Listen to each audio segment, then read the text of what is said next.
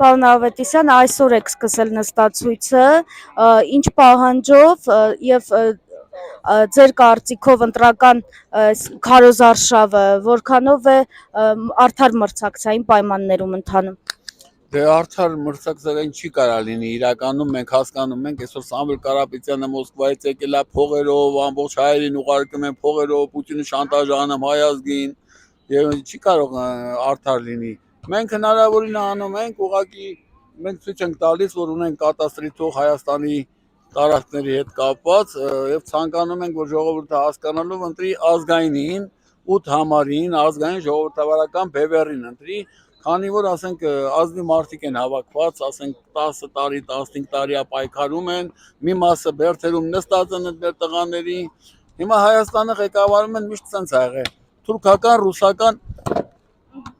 թուրքական իշխանություններն են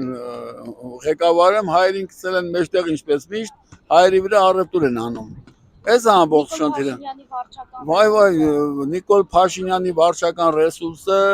բոլորը միշտ եղել են իշխանության, օգտագործել են, ոնց ուզել են գրել են, ոնց ուզել են հայտարարել են։ Բայց ես իմ կարծիքը հայտնեմ, ես հիմա իմ կարծիքով Հիմա Փաշինյանը, իմ կարծիքն եմ ասում, Փաշինյանը ամեն ինչ անում է, որ իրան չընտրեն, ընտրեն Սամվել Կարապետյանին, Պուտինի տենց զադանի է ստացել, առաջադրանք է ստացել, դա իմ կարծիքն է, ինչի համար, որտեղ մենք ընտրության ենք գնում, ասում ենք ժողովուրդ ջան, մենք գալու ենք ձեզի ծառայելու, մենք ձեր ծառաներն ենք, ամեն ինչ անելու ենք, պետություն ունենանք, անկախ պետություն, մեզի զանգով չղեկավարեն։ Հիմա բանը Փաշինյանը անպատվում է ամբողջ ազգին, ասում է ինչ հայկական պետություն, ինչ Արցախ, ինչ Հայաստան եւ այլն։ Ես մենակ իմ մտածելով որ հատուկ անա որ իրական կրվի, էլի, բանը իսկականից կրվի, ասենք, ընտրություններով կրվի, ոչ թե լցելով կրվի։ Բայց տեսեք, իրենք իրենց ծրագրերը չեն էլ թաքցնում, այսինքն այս կեղծ խաղաղությունը հրամցնում են հանրությանը, չեն թաքցնում, որ վաղ թե ուշ մեզ սպասվում է այսպես թուրքական հեռանկար։ Ուրեմն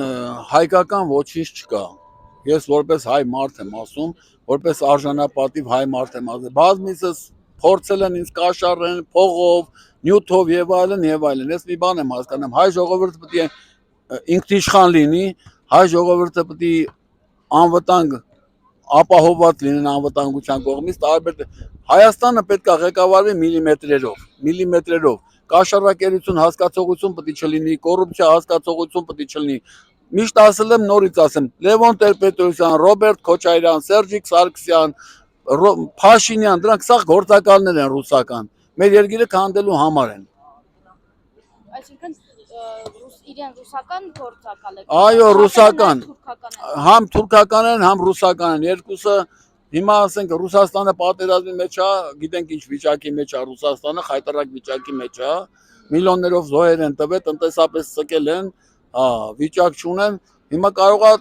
ուզում են հանձնեն Թուրքիային, որ հետո հետ վերցնեն, որտեղ համակարգը նույնն է, թուրքական, ադրբեջանական, ռուսական, համակարգը նույնն է։ Իսկ եթե հանկարծ անցանք իրական արևմուտք, եթե գնացինք իրական Ամերիկա, արևմուտք, Եվրոպա, էլ չեն կարողանա ռուսները հետ վերցնել Հայաստանը։